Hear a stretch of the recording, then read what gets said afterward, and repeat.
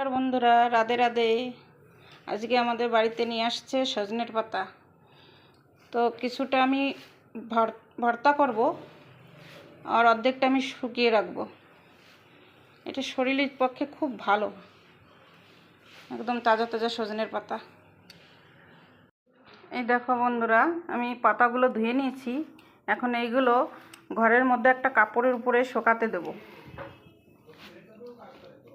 রোদে দেওয়া যাবে না। আর যে কচি পাতাগুলো আছে সেইগুলো দিয়ে আমি ভর্তা তৈরি করে নেব। ছায়া জায়গায় 3-4 দিন ধরে নেড়ে রেখে দেবো। তো বন্ধুরা, আমি সজনের পাতাগুলো শুকিয়ে নিয়েছি। আর এটা শুকাতে 3-4 দিন সময় লেগেছে। আর শুকিয়ে গেলে এর ডালের থেকে পাতাগুলো পড়ে যায়। এখন আমি এই ডালপালাগুলো সরিয়ে দেবো।